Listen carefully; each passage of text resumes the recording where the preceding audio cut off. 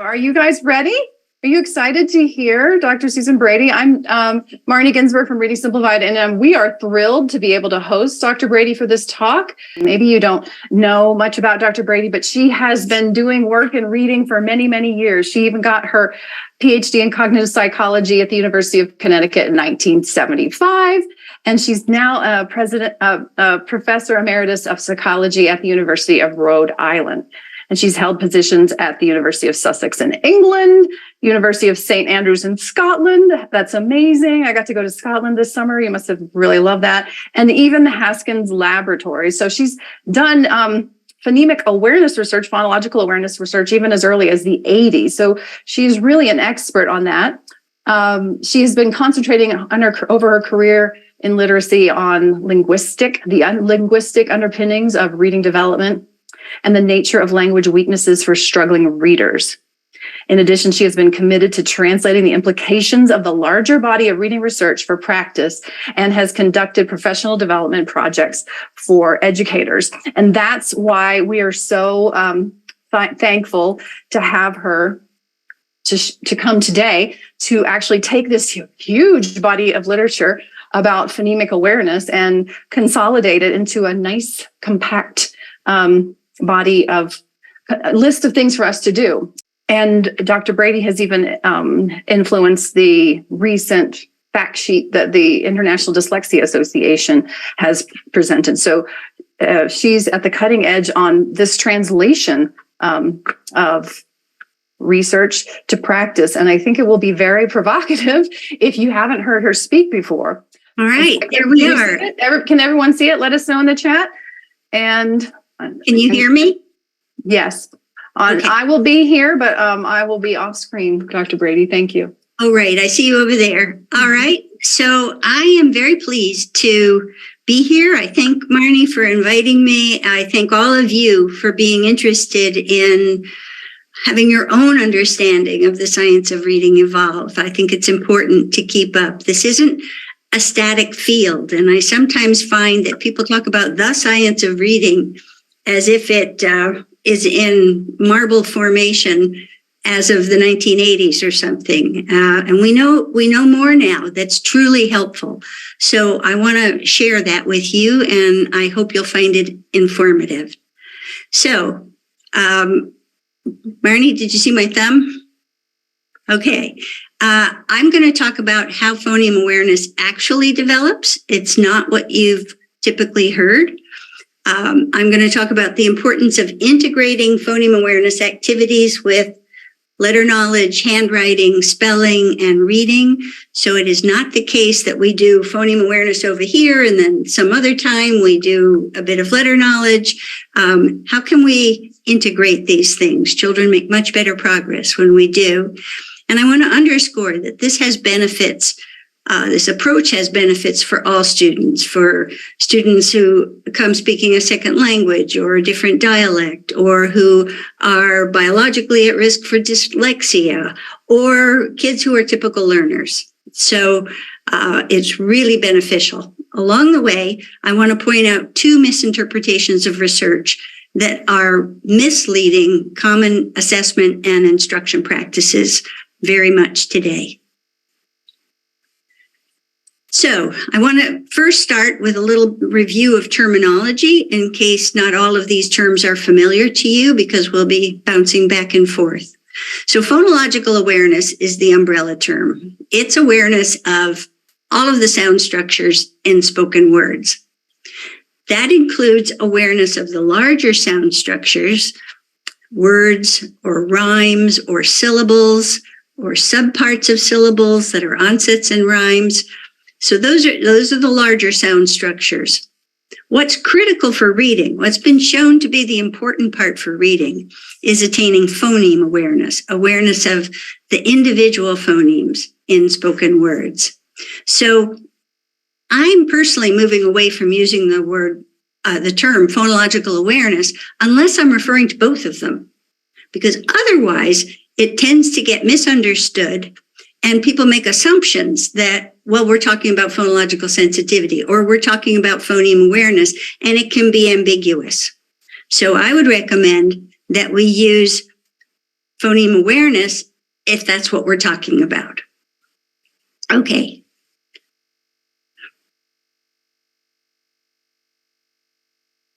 So I think you went to, there we go. Whoops. Okay, go back to that one. Let me just point out that with rhymes and rhymes get confused. I had a student once who thought R-I-M-E-S was just the British spelling of R-H-Y-M-E-S, but it's not. So rhymes are defined in terms of the whole word. So it's the vowel and what follows it, the stressed vowel and what follows it. So you can have a single syllable rhyming pair, cat and hat, or across multiple syllables, as in mountain, fountain.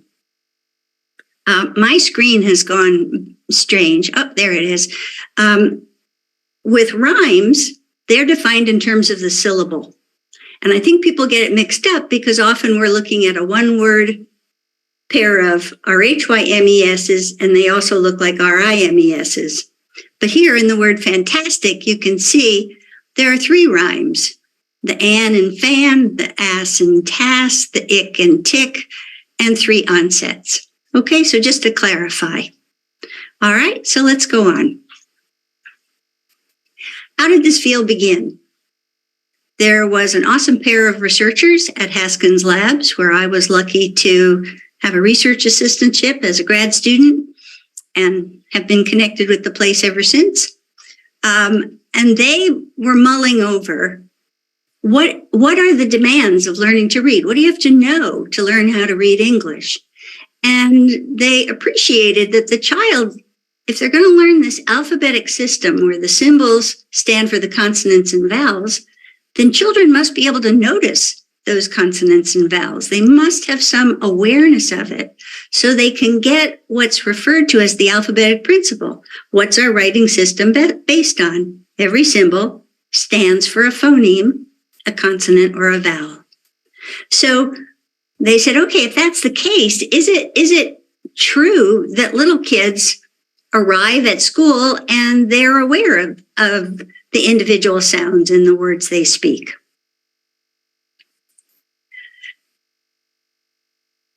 So they ran a study. Next page, please. Next slide. Well, okay, you can go back to the. Okay, you missed the one I wanted to show next. It's just if you click once, you'll get to the blueprint at the bottom. There you go. Oh, I guess I put it on the next page. My apologies. Okay, so they ran a study. They looked at 4-year-olds who were in pre-K, 5-year-olds in kindergarten, first graders. They split the kids into 2 groups. One group was asked to segment syllables, and they did a tapping task. So at each age group, they were given words to listen to and had something to tap with. And so let's say the word is butterfly, butterfly. And they were given a little bit of an example and then looked to see if they could do that. A separate group of kids in each age group were given a phoneme tapping task. So if the word was cat, it was k-a-t, all right? And they weren't asked to say them, they just had to tap it out. So at age 4, none of the kids could do phonemes.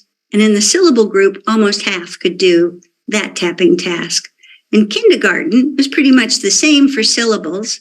And now almost 20% of the kids could do the phonemes.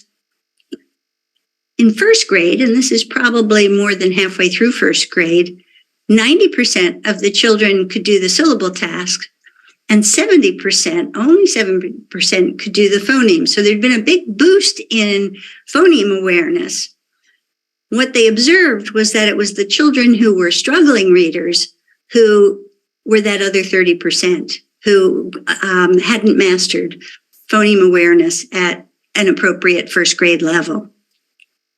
This study and papers that they wrote about this set off worldwide research on phonological awareness, on how it develops, on how it's linked with reading success, on how long it increases, on other characteristics that go along with with whether a child is good or poor at phoneme awareness.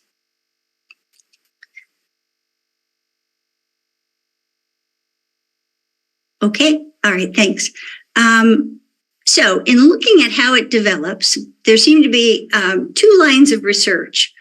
One line, illustrated by Dowker in 1989, observed kids in their natural play, in their interactions with people, what did they pick up on, and noticed that little kids, I think as early as 3, were sometimes rhyming or doing alliteration. Alliteration is just where you say a sequence of words that start with the same sound. Tommy Tiger talks to Tess. All right, ta-ta-ta-ta. And kids were tuned into that. And that's not too surprising because nursery rhymes, the earliest books for little kids, play with those 2 sound manipulations. And I don't think they'd do that if kids weren't responding and finding it kind of fun. A second approach to this said, what was proposed and researched a lot by Becky Treeman and her colleagues, said that they thought that the development went from the word to the syllable, and then that syllable had a hierarchy.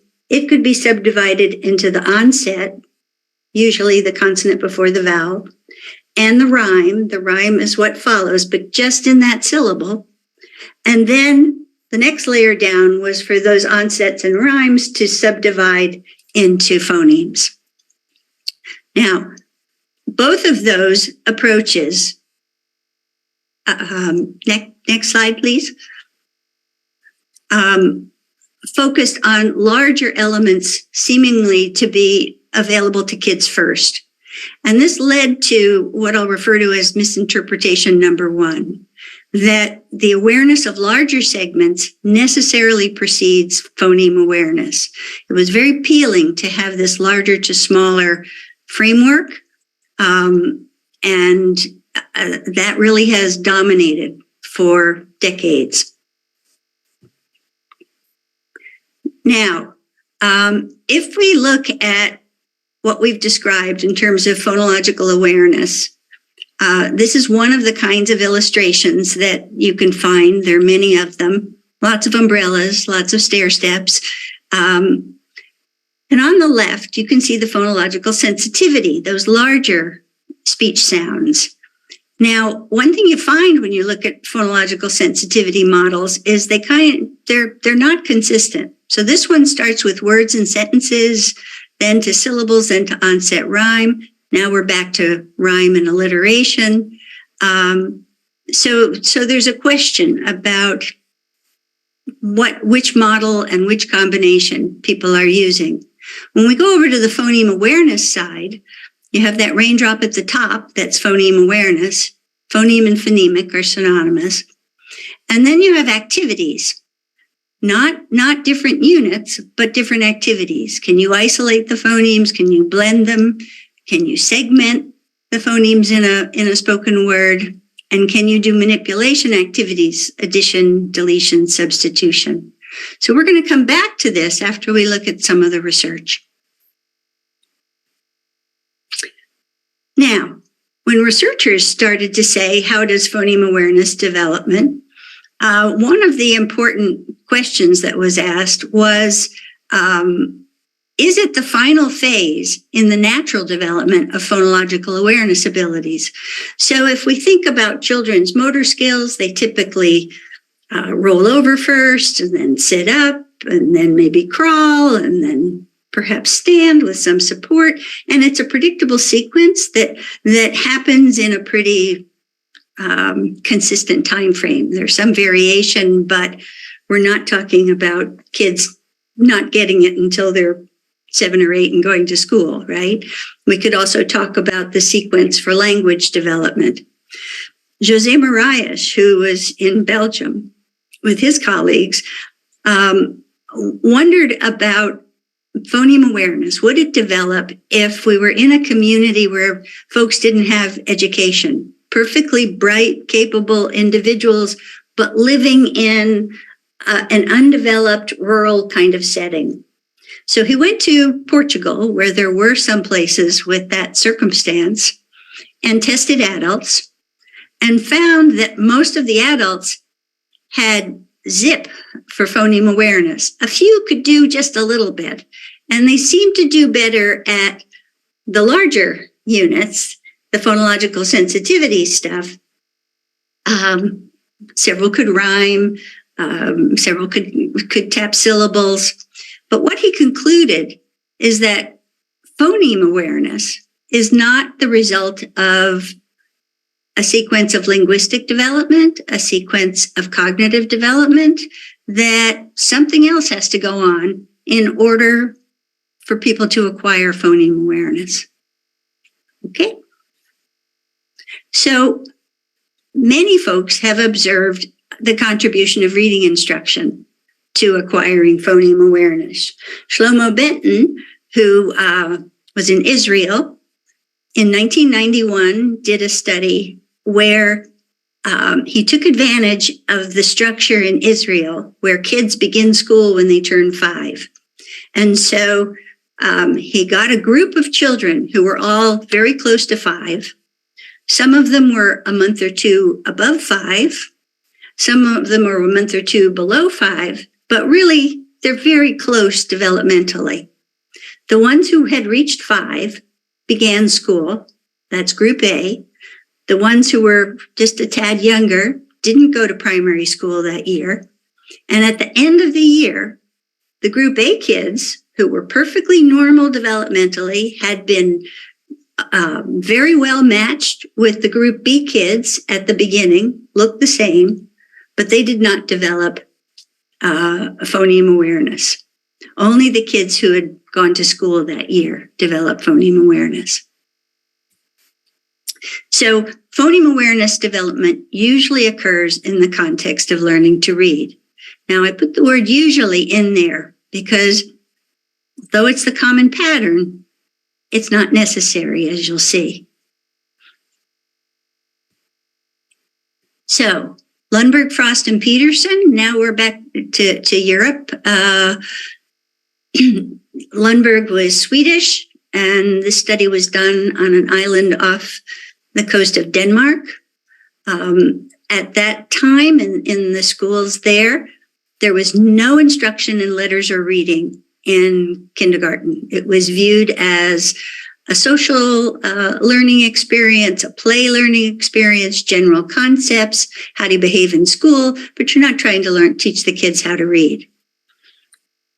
Lundberg, Frost, and Peterson introduced an 8-month program pretty much throughout the year for that kindergarten year, with rhyming, then going on to segmenting sentences, then syllable type activities, then finally at the end of the year, phonemes. But it was done with games that brought kids' attention to those speech sounds, but did not use letters, did not present any letters or any reading tasks. And yet the kids acquired phoneme awareness. So it's not that reading is the only way you can acquire it, but it does require explicit instruction. Now, when those children were followed, their reading scores in 1st and 2nd grade were higher than the kids on another island, comparable kids who hadn't had this. The island approach is a way to avoid sharing information at the water cooler or in the lunchroom. So they were well separated. So once again, you can get phoneme awareness without learning to read, but explicit instruction either way is needed. Now, here's a key question. If as everybody was thinking, syllable level awareness came before phoneme awareness, the quickest way to test that would be to try to teach phoneme awareness to kids who don't have syllable awareness. So often with research, if you can think of what would go against this hypothesis, you'll get the answer faster. Whereas they could have run a dozen more studies, and lots of people were, that just showed little kids found syllables easier than phonemes. So they found a group of kindergarten kids, screened them. They wanted to make sure they didn't have either syllable awareness or phoneme awareness. So zip for awareness. And then randomly divided those into two groups, so they're well matched. And now group one, they learned syllable awareness. Group two were taught phoneme awareness. Now, if you think you have to have syllable awareness in order to acquire phoneme awareness, then you would predict that phoneme awareness would not go well. That group would try, but they really wouldn't succeed. And you might think you could teach syllable awareness, but they wouldn't get phoneme awareness. They would be ready for it, but they wouldn't acquire that. So let's see what happened. The syllable awareness group learned to segment and blend syllables, and they still could not segment and blend phonemes. So none of that was too shocking. But the phoneme awareness group did fine learning to blend and segment phonemes. And they, having had that insight about the structure of words, they also now found it easy to do the syllable tasks. So what is this saying? The takeaway is that the syllable level is not a prerequisite, despite the fact that so many of us thought so for a long time. Learners do not have to become aware of syllables to reach the level of the phoneme. What's the implication of that if it's true for kindergarten instruction? Could we make better use of time? Could we not hold back kids from lower SES backgrounds who tend to come with very limited phonological sensitivity? And if we thought they had to have all of that, then would we be slowing their progress and saying, well, we've got to teach you all those things before you can get to phoneme awareness, which, as we said, is what matters for learning to read. Okay, so the next question is, does teaching syllable awareness nonetheless facilitate developing awareness of phonemes? So yes, those kids in the last study acquired phoneme awareness, but would it be easier for them? So a couple of studies looked at this kind of thing. Nankelis, Lowry, and Dodd in 2005 provided a program for low SES children about to enter their first year of schooling. And with all goodwill, they taught syllable and rhyme awareness with the assumption that this would help the kids be more prepared for learning phoneme awareness and developing reading. When they went back and assessed the children 2 years later, those who had been in the syllable and rhyme awareness group were worse in literacy skills and in phoneme awareness than the control group that hadn't gotten the program. So you had kids who knew nothing about rhymes and syllables, didn't get any instruction in it. 2 years later, they're doing better than the children who were taught syllable and rhyme awareness. So is teaching phonological sensitivity counterproductive? There is another indication that may be the case. This study, Ukranitz, Nussbaum, Wilkerson, and Bettis in 2011 said, okay, let's try giving one group a couple of weeks of syllable awareness. It's pretty easy to teach. And then we'll go into 4 weeks on phoneme awareness. The second group, again, nicely matched, will just jump in on the phoneme awareness instruction. So what do you think? Is the syllable awareness going to help the kids pick up phoneme awareness more quickly, perhaps get further in their 4 weeks than the other group?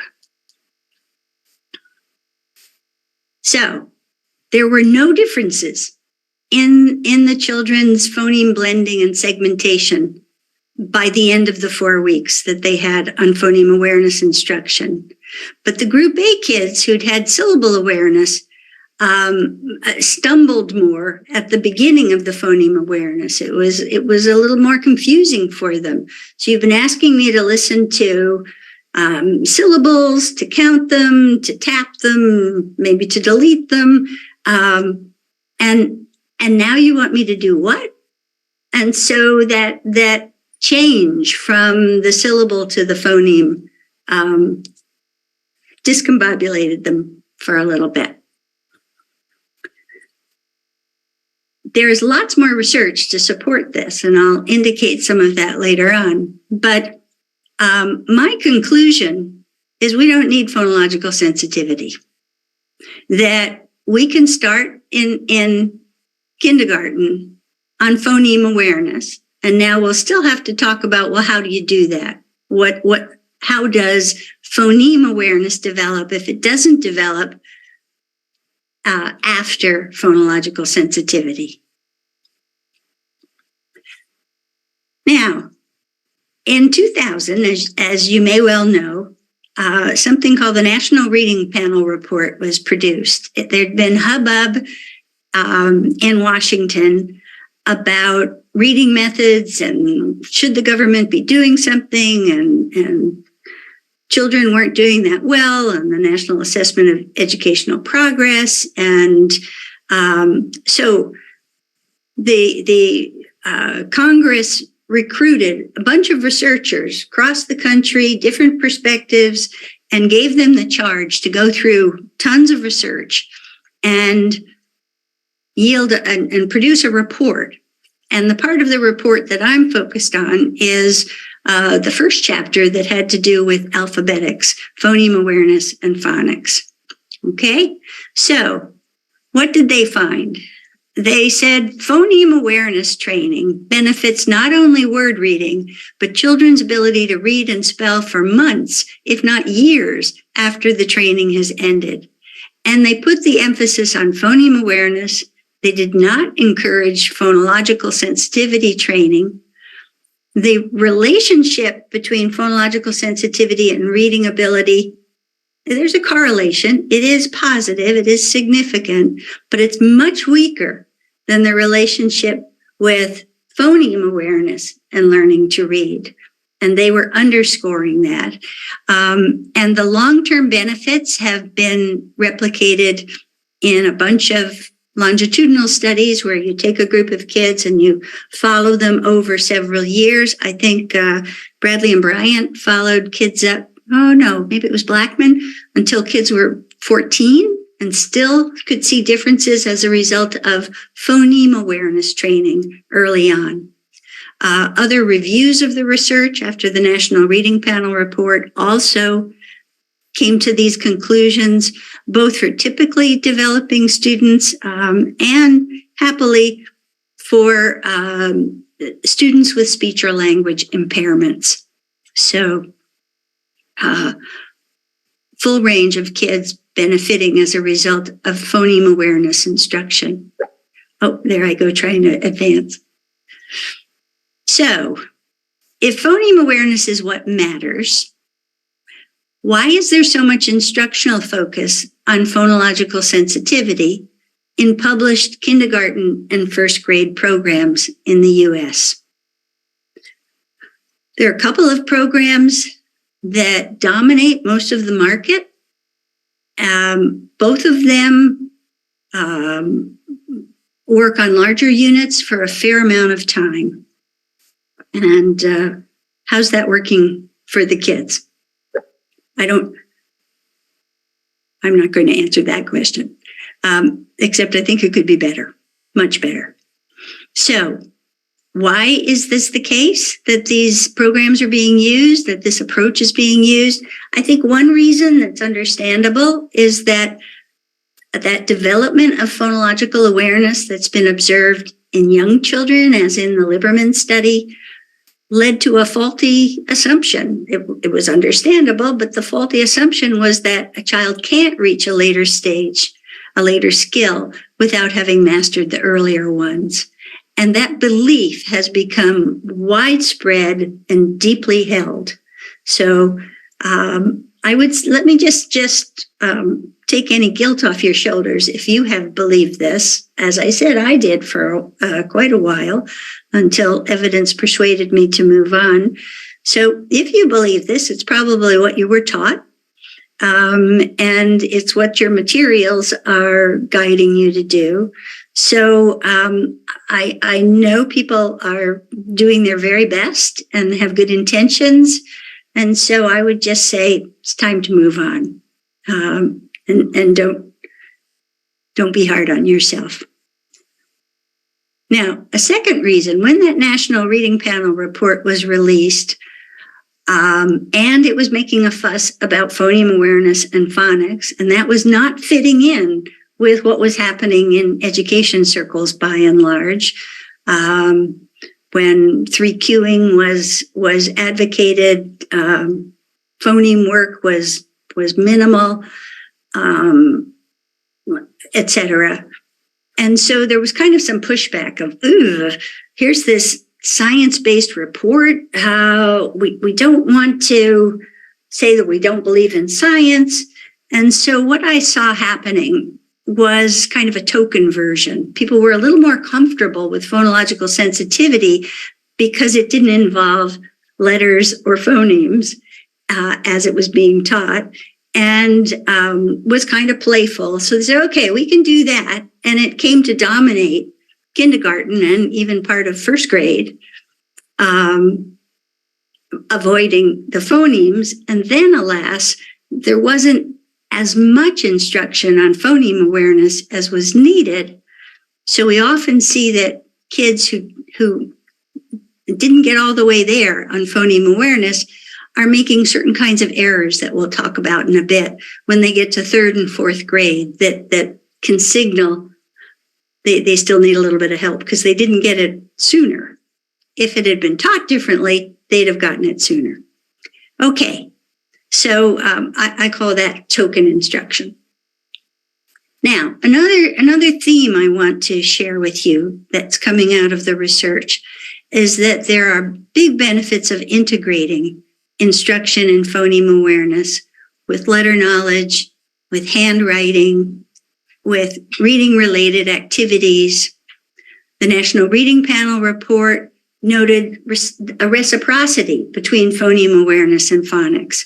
So having some phoneme awareness allows you to understand how the writing system works. And as you start having some reading experiences and spelling experiences, they get better at phoneme awareness, and the phoneme awareness continues to help the reading progress. I wanted to share an example from Airy in this next line. Once children know a small set of grapheme-phoneme correspondences, such as A, M, S, P, F, O, T, so let's say they've fostered awareness of that small set of phonemes. The kids are recognizing them. They're beginning to write them. And they've learned. So once they had the aha of, I can make that sound. And then, the letter M stands for that sound. So it's not that M actually says anything. It's just a letter, right? But it stands for that sound. So then they can understand that alphabetic principle. And Airy goes on to say they can write spellings with lots of words. So another thing that was being appreciated, and I've used this in my own professional development projects, you're not teaching phoneme awareness for every phoneme in English before you do anything with them. You're picking a set of phonemes that's probably a little easier to discover, one or two short vowels, so you don't deal with the challenges of more complex vowel patterns at the start. And now the kids can work with that set. They can write words. They can have a nice little story that builds on those words with a few sight words. And in my own work, we found that kids are reading little decodable books and taking them home in October and November. And I will come back to saying later that they're not all progressing at the same speed. We subgroup them, but they feel incredible. They feel so proud of themselves, and they don't mind those little decodable books in kindergarten. They're just blown away that they're reading them. So, with linking letters and reading-related activities with someone named Marnie Ginsberg's Reading Simplified program, kids do word changing with Switch It and Build It. The core SPPS program does a similar thing, Slingerland, Orton Gillingham. So people have appreciated the value of having the child make the manipulation and engage in the spelling through word chaining activities. I was very impressed with a study by Bruce McCandless and colleagues, I think Perfetti, Beck, and Sandak. This was with 7 to 9-year-old kids who were behind. They were not doing well. And they were doing poorly with phoneme awareness and with decoding. And they used a word building intervention that Isabel Beck had created with chains of words that differed by one phoneme. They systematically went through. So they started with very simple CVC words, had the children manipulate them, then started to make them slightly more complex, maybe a complex syllable with a consonant cluster, like plan. So we have now not a CVC, but a CCVC.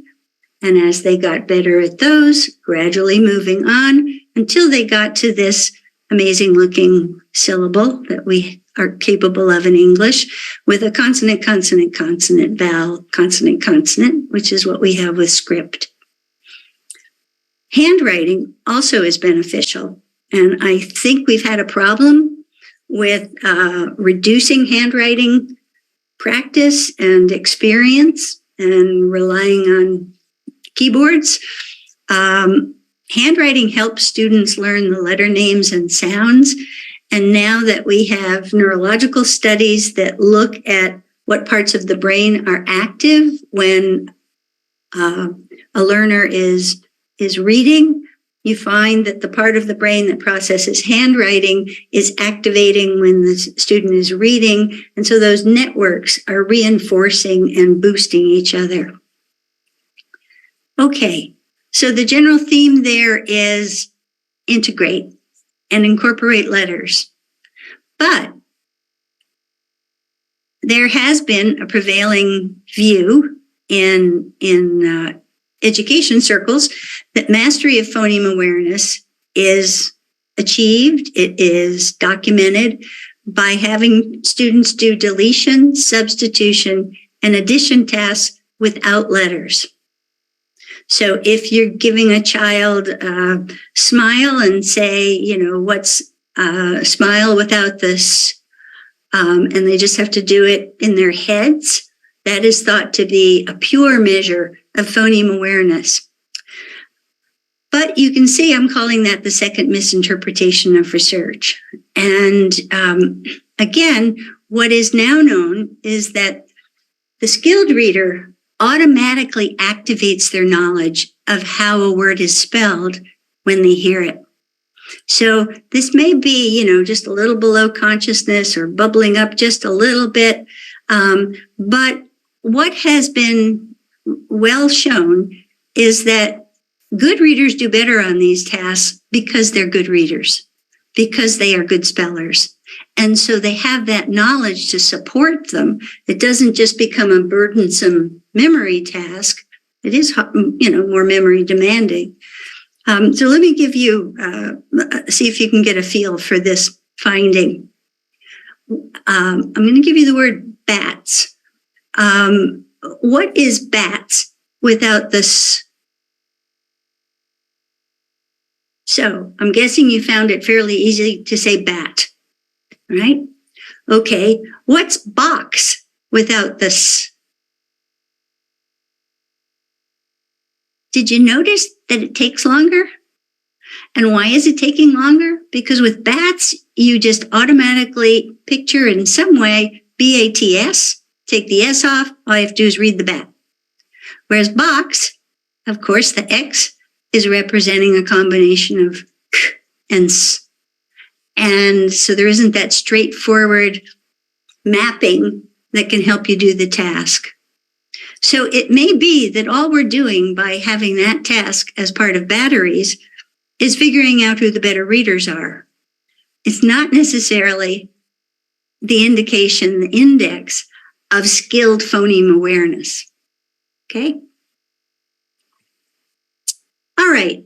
So let me move on and discuss how phoneme awareness develops. The key to this is the location of a phoneme. So it's long been observed that the location of a phoneme influences how easy it is to become aware of that phoneme. And remember that alliteration stuff with little kids? With Tommy Tiger?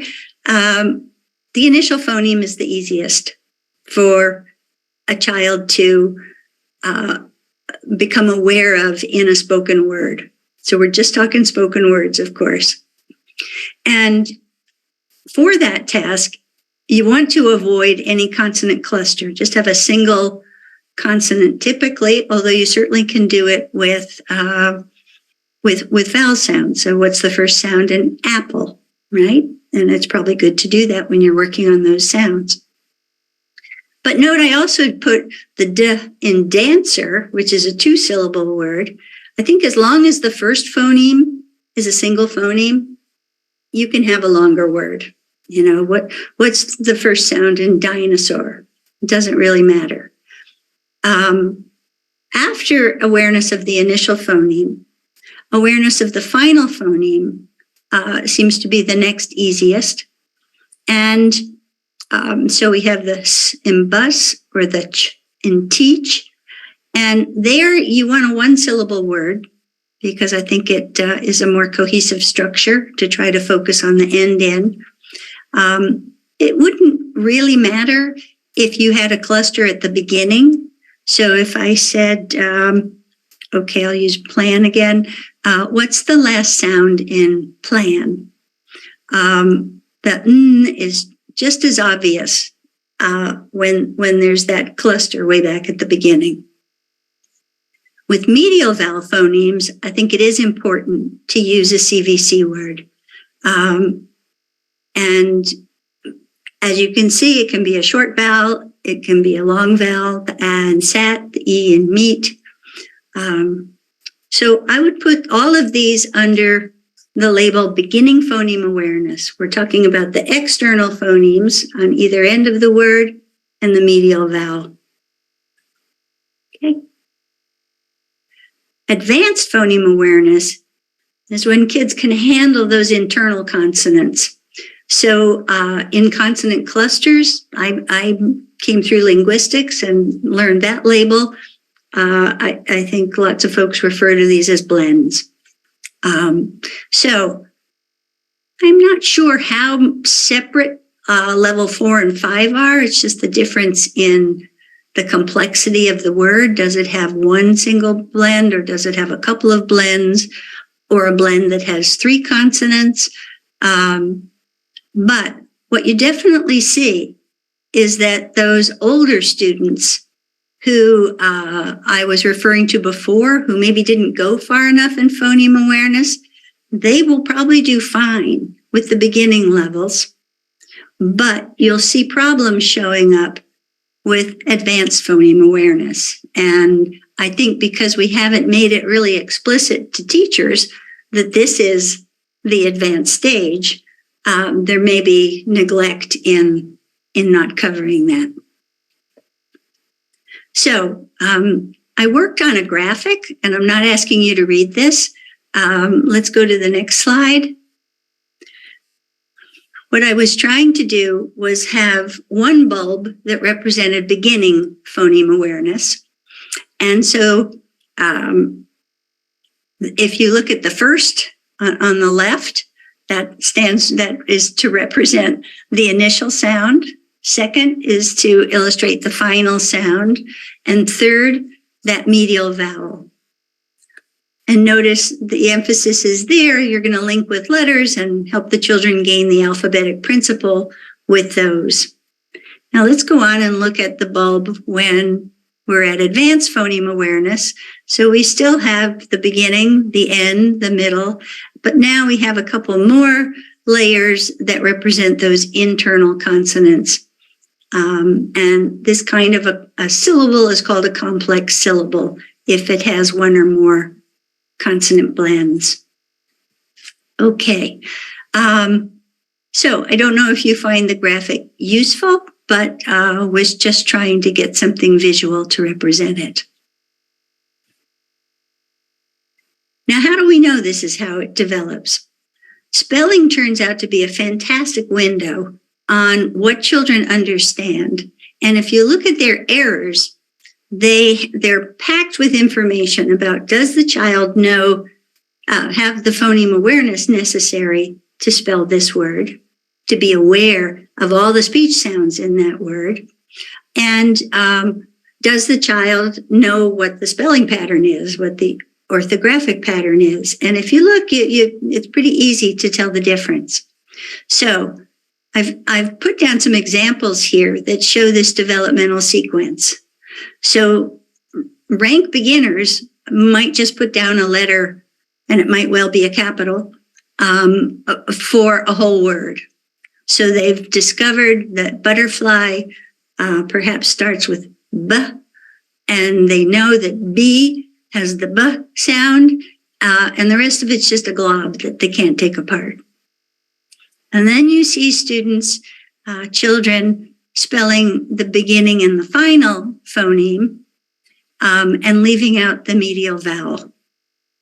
In fact, I had a grad student who worked with college students at a junior college, a 2-year community college, who were getting help with literacy because they had serious problems in that area. And she had a college student tell her that bed only had 2 sounds, and here's how you spell it. And she was not aware of that vowel in the middle. Now, the next 2 lines represent the kind of spelling errors you get with the consonant clusters or the blends. So the child spells sop for stop, pan for plan, princess for princess. So note that if a speech sound isn't represented, that's, an alarm, a flag, a signal that the child may not be aware of that phoneme in the spoken word. So this child, this example, the child hasn't spelled CESS for the final syllable, but they've captured each of the sounds, at least in a rudimentary fashion. The sound that's missing is the R. These are all initial consonant clusters. The next line, it's illustrating a couple of final consonant clusters, and the nasals can be very tricky there. Kids have trouble pulling them apart. And so I'm sure every first grade teacher has seen wet for went, at least at some point. So these are the errors that are very common that you can learn to spot. Let me give you an example of an orthographic error just to contrast. So the child who spells boil, B-O-Y-L. Okay, so they've got the sound. They're clearly hearing the sound. They know one orthographic way to present it. They just haven't learned that it's not used in that kind of a context. So again, the errors are really helpful to identifying what you need to work on with children. Now, as I got to this understanding, I wanted to go try it out myself. And so with one of my colleagues, Evelyn Russo, we took on a project in Stratford, Connecticut. It's not the one you see here, but I'd be glad to talk about it, answer any questions, but we focused on the phoneme, did not do all the other leading up stuff, integrated with other activities, and got really, really nice results in the kindergarten year with students at 7 different schools. So this study, but that was just a professional development project. It wasn't published. I wanted to show you a study that was published. This is by Gail Gillen and her colleagues, and it was with 141 children starting their first year of school in low SES communities. It was 7 communities. And so they were working with kids whose oral language was weak. They were poor at recalling sentences. So if kids don't have good syntactic development, it's harder for them to repeat a sentence that has syntax that they're not familiar with or haven't mastered. And they were very low on even that initial phoneme identification. So 20-hour intervention, teachers were trained to provide it. Again, all the activities were at the phoneme level, not doing any of that larger sound structure stuff. They focused on phoneme ID, on blending and segmentation. They integrated letter sound knowledge in the activities. The kids manipulated with graphemes. And in a sec, I'll tell you how it turned out. The students pretty much split between boys and girls. 41%, more or less, of the children were of European descent. Their parents had migrated to New Zealand. About a quarter of the students were the indigenous Maori children. And then there were other immigrants from other islands in the Pacific, referred to as Pacifica students. Now, I'll just tell you that typically in New Zealand, what one sees is girls do better than boys in the first year, and that the European kids do better than the Maori and Pacifica children, with the Maori boys lagging the most. Okay, so they got big gains in phoneme awareness for the children in the project. They got impressive gains in students' abilities to use phoneme awareness and letter skills to decode novel words. So they were applying this. They'd certainly gotten the alphabetic principle, and they now were using it to tackle a word they'd never seen before because it was a test word, just to see if they could do that. Happily, the boys responded as well as the girls, and it makes me really happy that the kids in these different cultural groups made comparable gains. So it was, we weren't just having the rich get richer, everybody was moving forward at the same pace. Okay, a couple of other points before we wrap up. It turns out that the relationship between kids' reading ability and their motivation to read, so kids who are poor readers don't really like to read, emerges pretty fast in the first year of school, about halfway through. So if we can strengthen success, instead of dilly-dallying around with onset rhyme activities and other things, if we can have them reading decodables in that first half of the year and going, whoa, I'm pretty cool, I can do this, that would be really beneficial in the long run. And they would be more likely to read at later grade, something that Stanovich and West documented years back. I also see this as important for social justice matters, as we saw with the Maori and Pacifica kids. And several studies have documented that children from low-income circumstances make good progress with phoneme awareness programs, and starting off with that. So a study at Florida State by Chris Lonigan and his colleagues, if you test low SES students, and I alluded to this earlier, who are preschoolers, they generally perform lower on both phonological sensitivity and phoneme awareness measures. So if you thought, well, we have to start on the phonological sensitivity, and you take a lot of time to go through all those stages, I think it's a disservice. I think it sets them up for being behind and for perhaps not catching up. Okay. Lastly, the evidence keeps accumulating. This year, I've seen a couple of studies. One was a meta-analysis of phoneme awareness instruction. So these folks rounded up every study they could find that had trained phoneme awareness. They found a whole set of them that just had taught at the phoneme level. They found others that had taught the full spectrum, as Lundberg did, so going from rhyme all the way to phoneme awareness, for example. And they looked at studies that incorporated letters or didn't. So their two conclusions: phoneme awareness worked better, had a larger effect on kindergarten phoneme awareness outcomes, and that it was including graphemes into phoneme awareness instruction. Once they've got that aha, it's a sound I can make, now connect it with the grapheme. The second paper was actually a poster at Scientific Studies of Reading this summer. And it was saying, just focusing on phoneme awareness only, or phoneme awareness combined with letter sound learning. Now, their title said phonological awareness only, but I believe it was just looking at phoneme awareness. So it's one of those cases where you want to be more specific. But there again, combining with letter knowledge was beneficial. So let's look at one of the common types of graphics that are out there.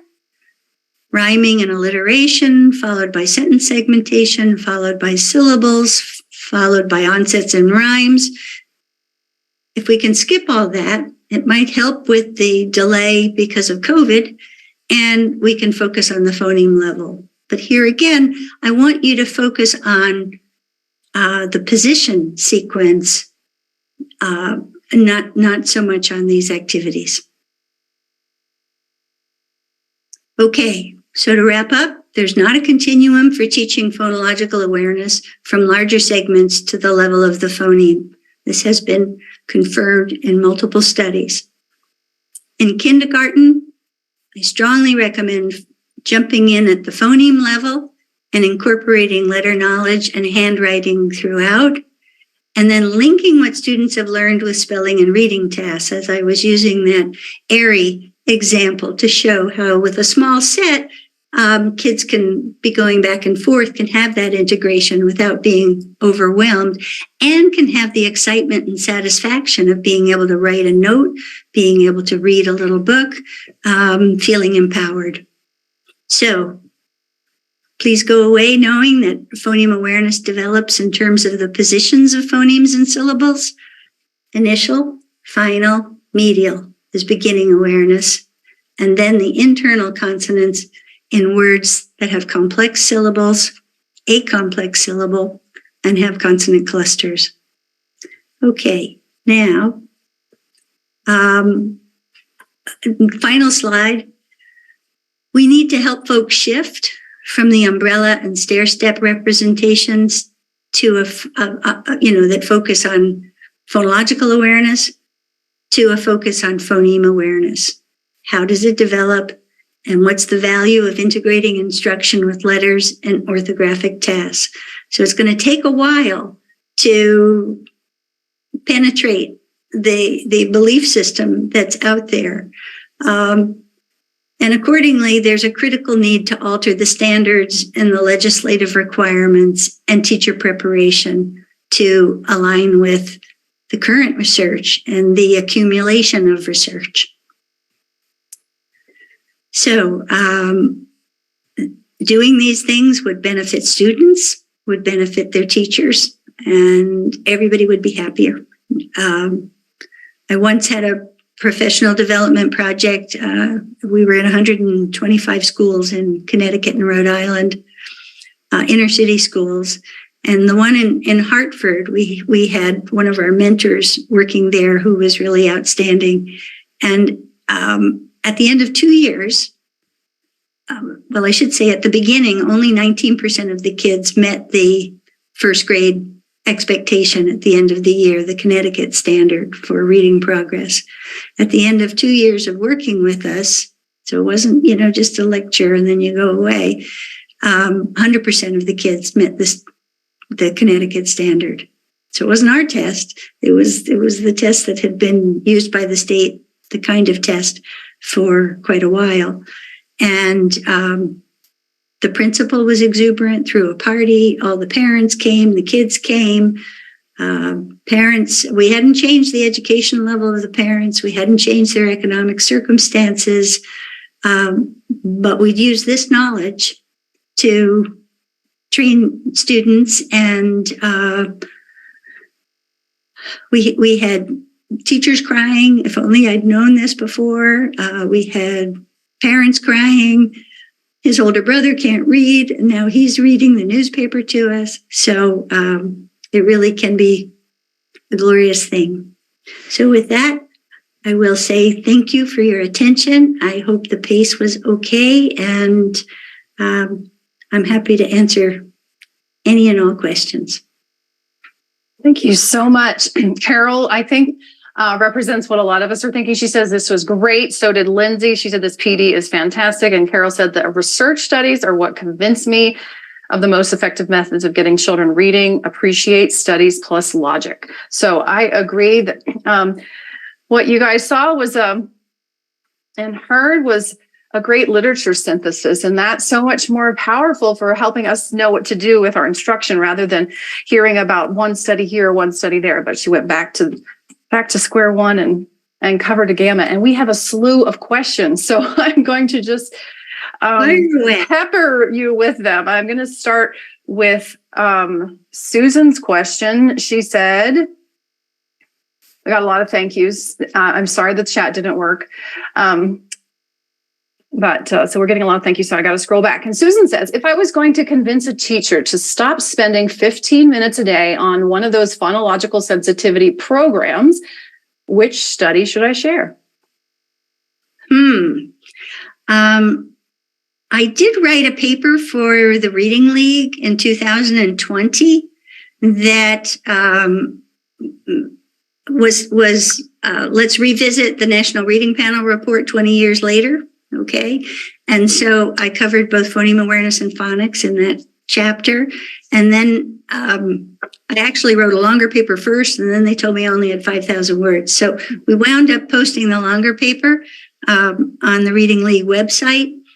And I'm happy to give Marnie the reference for that. But that might be a way to point out some of these things. And the Gillen study with Gail Gillen might be nice because, I like that eliminating of the socioeconomic cultural differences and very powerful. And the combination. So I would start there. Okay, those are good. And Melissa, thank you. She's just even found the link already. If you Google it, if you can't figure it, it's I'll put it in chat and in Facebook. And I want to go back to the beginning because when people heard about the studies that showed that it was not that it was phoneme awareness was fine, but it was even better than the confusion of phonological sensitivity, they were very upset. So Lindsay and Carrie and Janine, they asked similar questions. Well, first of all, why would this be? You talked about, well, there's two questions here. I'm sorry. Why would children be worse off if they get the syllable or the rhyme awareness? Okay. It's not going to hurt them to do those activities, but except in the sense that it slows down getting to what matters. So if learning those things isn't really helpful, and in this latest fact sheet from IDA, we're going to attach that for you because everybody's welcome to share it with the world. But if you look in there, there are a couple of paragraphs that deal with, well, aren't syllables useful to know about and isn't rhyme useful to know about, but when? And what I would say is, yes, definitely useful, but not for phoneme awareness. So If you are familiar with syllable types, closed syllables, open syllables, R-control syllables, etc., you have to talk with kids that every syllable has a vowel and can have consonants on either side, and appreciate the syllable structure. And so it's very useful in first grade and second grade to be covering those concepts.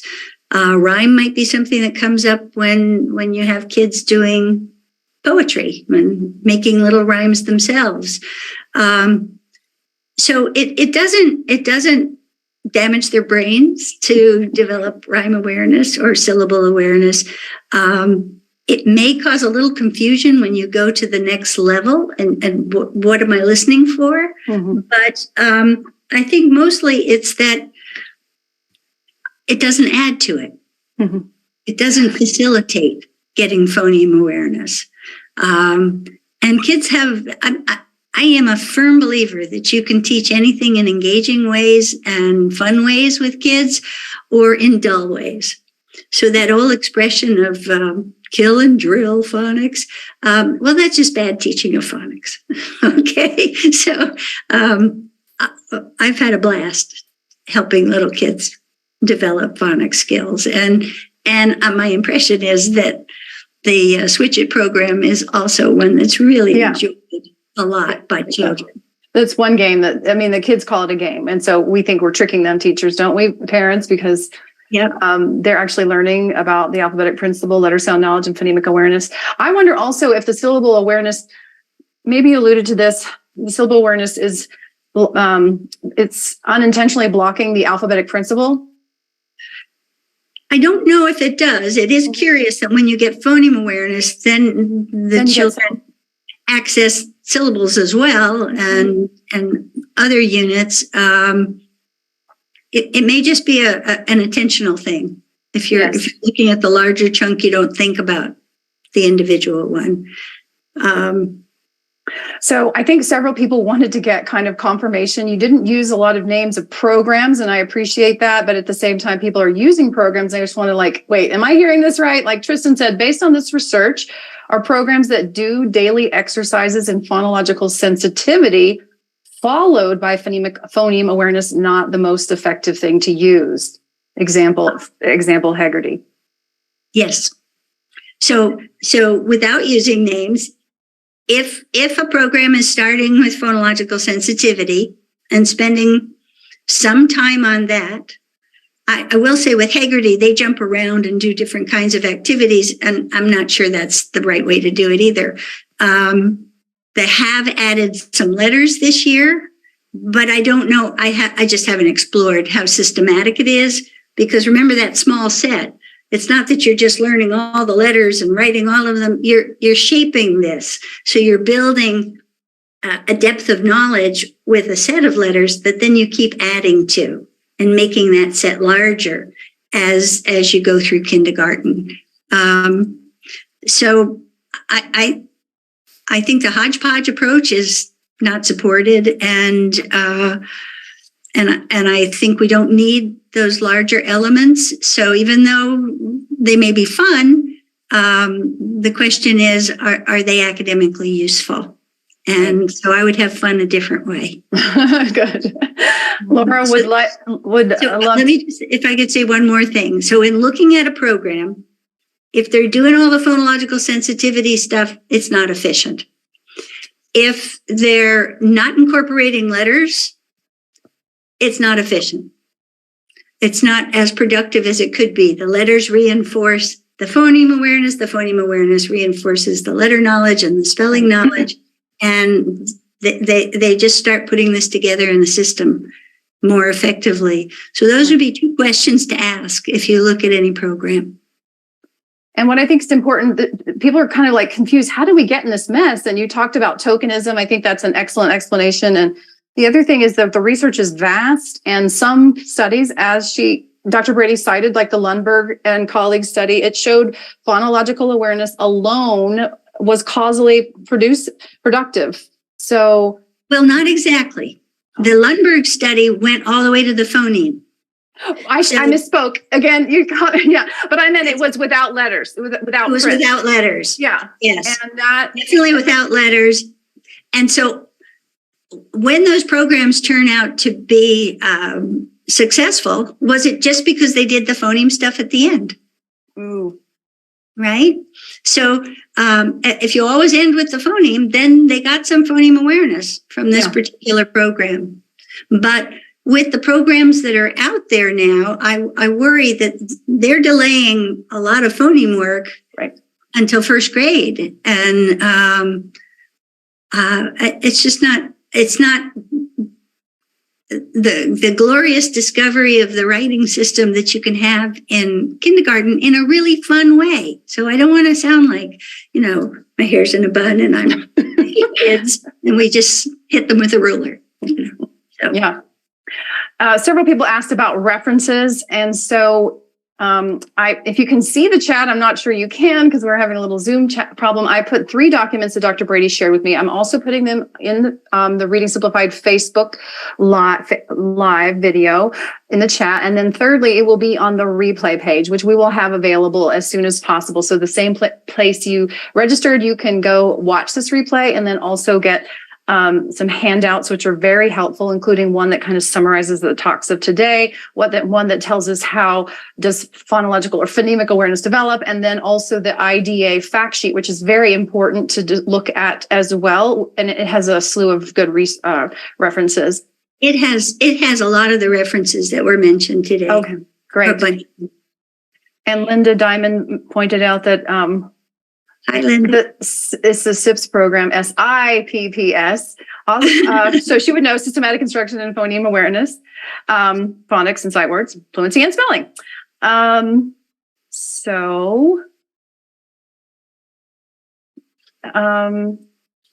There's a couple questions about assessment too. So, assessment is so much easier.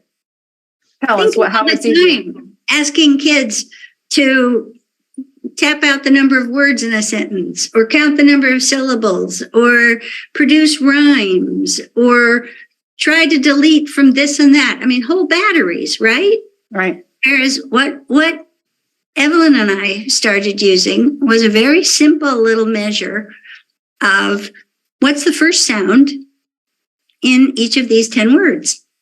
And the child who got 8 to 10 of them correct out of the 10, we said could be tested on the final. And if they got a bunch of the final ones correct, then we tried them on medial. But we called it a mercy rule. If you can't do the beginning, we're not going to ask you to do these other complex tests. So the purpose was not, having norms about how proficient this child was on national measures, but to guide instruction. And so let me just get a cheat sheet here because I thought this might come up. In the project that I did with Evelyn Russo, we had 162 students who had just begun kindergarten. And doing this little simple assessment, which takes just a couple minutes, it's so easy. 54 of the kids could identify the initial phoneme out of 162. Of those 54, 17 of them could also identify the final phoneme, and 8 were able to identify the medial vowels as well. At which point we might try them on a more complex list too. Mm-hmm. Okay? 108 couldn't consistently isolate or identify even the first phoneme. Mm-hmm. Okay, so those were all single phonemes at the beginning of a word, most of them consonants. And so now you can group kids. You wouldn't want to stick the kids who could isolate and identify initial, medial, and final and have them work on initial for some time. But you could use, we found ways to team up across classes, to take the kids who were behind. And as soon as the kids are getting better at initial, and we're already introducing some of the letters with those initial ones that they're learning, now they're ready for final. So pretty soon, within weeks, they've got initial, medial, and final. Okay. And they're doing spelling and they're looking at these little books and they're thinking they're just hot shit. And I think that relates to Janine's question. Does the research support the progression of phoneme awareness from basic to advanced? So that to say CVC needs to be mastered before CCVCC.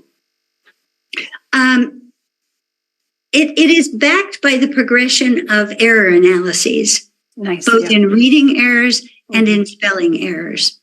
And so, sometimes it might be a little tricky to say, am I looking at a phoneme awareness error or am I looking at an orthographic error? Mm-hmm. So, for example, with a vowel, is a child having trouble hearing the difference between eh and ah, or is the child not remembering how you spell eh? Okay, right. So a little practice that focuses on both would help the child move on. And then, go ahead. Anonymous participant here asks, what can you do for struggling readers from a balanced literacy, aka 3 cueing background that spell words like first as FSIT? For example, they are recalling the letters but not sequencing the sounds. I would give them a little screen like this and find out, can they handle a CVC? Is it just when you're getting a more, so first has a consonant cluster at the end, and the R can be a little tricky often for kids. So one question that comes up for me is, well, should you go back to the syllable stuff if they're having trouble with the phonemes? I would say absolutely not. Okay. Just double check. And I bet these kids have initial and final, but build their practice and their confidence with simpler words to spell and build up to something as complicated as first. And then they'll have the skills to remember how to spell it. Just trying to memorize all the words in the world is very hard. Lindsay asks, are some skills more beneficial than others with phonemes? I know blending and segmenting are essential. What about addition, deletion, and substitution? I'm glad you asked that. Blending and segmentation show big gains with training. Addition, deletion, and segmentation, I would say, do with letters. So by that time, the kids should know the letters, and now you've got that prop. A lot of kids who are struggling readers also have phonological memory challenges. Mm-hmm. So trying to hang on to this thing in your head and manipulate and do something else, as I've said occasionally before, I think it's kind of mean. So if they've got the letters, if they know those letters, now they can sound it out. Now they can move the letter down at the beginning, get to the next phoneme, and they don't have to hang on to that first one. It's right there in front of them. Now, I know people sometimes use tokens or cards with letters on them. Remember the value of handwriting as well. Mm-hmm. So doing activities where you just sound it out and write the letters is also helpful. And I recall one person's question was it specifically print or cursive, or does it matter? Do you know when with your slide on handwriting? I'm talking print in kindergarten and first grade. I think cursive has advantages later on, and I don't think it's being taught nearly as much as it was. I will tell you that in third grade, I was the teacher's pet. I apologize. I didn't do anything. And during writing activities, I would get to run errands around school, and she was introducing cursive. So I didn't learn cursive. I got to fourth grade, and the teacher was furious that I didn't. Oh my gosh! I was sent home to write 1,000 P's in cursive. I did a very strange job of looking at a P with a loop here and a loop there, and it was not cursive. So as soon as I was allowed to not use cursive, I went back to printing. But I was a failure case in cursive. Yeah, you have to have instruction and practice, right? You didn't get that. We have And- several. Okay. But in the early grades, when we're talking about phoneme awareness and just getting started, kindergarten, first grade, I'm absolutely comfortable with print. Okay, that's helpful. We had several questions about older readers, older struggling readers, either something about assessment or what do you do instructionally? What are the tips you have for them? It's still simple. So if you have that fourth grade student who's leaving L at a plan, they're already telling you they're having trouble with the clusters. But, I think sometimes it's useful to use nonsense words to quiz kids who are older because they may have memorized how to spell some of these simple words. So you just say, okay, we're going to have some pretend words. See if you can spell Zeep, and or tell me the first sound in Zeep, and just double check that there aren't some lurking problems with particular letter sound correspondences. So I would just very quickly ask them what sounds each of these letters make, and then I would try this simple initial, then final, then medial, then the clusters. And Robertson and Salter has a I think it's still in print, has a sequence. I would ignore all the other stuff in Robertson and Salter. You don't need to do syllable segmentation and all kinds of other rhyming activities. But if you just look for this initial, final, medial, though I also like to have multiple lists, so I'm not quizzing the child on the same item. But for the older student, again, who may well know how to spell SIP and whatever, some nonsense words might be useful. But as I said before, you just want to double check that they've covered the beginning phoneme awareness and there are no gaps there. And then start them on these clusters and, saying words slowly and moving a sound in and out that's in a cluster can heighten that awareness of it. And they'll make quick progress. Well, it's a lot simpler than people have thought for a long time. Yes. And whatever they missed in kindergarten and first grade, they have to still that has to be drawn out and drawn to their attention and practice, even if they're 15. So we didn't get to all the questions. In fact, there are a slew of questions. That means you guys really value this professional development. This is very timely. We'll try to put as much information on the page where you registered with this replay and some handouts that Dr. Brady provided. So I'm really excited about that. But our practice needs to change. As Dr. Brady said, our standards needs to change. And I think she's given an excellent summary of all the reasons why. So there's a lot of thank yous here in the Q&A and also in Facebook Live. So thank you so much. Dr. Brady, thanks for doing this work. And I know many of you will be interested in reading her handouts and that IDA fact sheet and kind of solidifying this and spread it to your administrators, etc. So I also would be happy to answer more questions for folks. Okay, great. So I don't know if you want to go through and say, oh, well, they fall into 3 categories. A question. Yeah, I'll do that. Yes, we'll put it on the. Wonderful. I didn't want to speak for you, so thank you for saying that. We will put that also on our readingsimplified.com website, and that'll be the replay should be there in a day or two, and then as soon as available with questions and answers. Yeah, we'll have categories. So I'm assuming that these Q&As will be copied, right? As I maybe I can't make a giant copy of it. Let's see. I'm just in case I'll do that. So thank you all very much for being here. And again, thank you so much, Dr. Brady. It was a treat.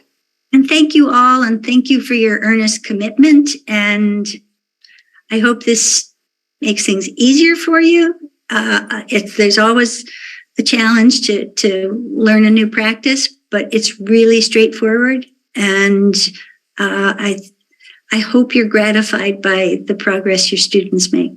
So Good word. thank you for your tolerance as we waved at each other to advance slides. And Sorry. I don't know why I couldn't get on, but what the heck. No, I'm sorry. Yeah.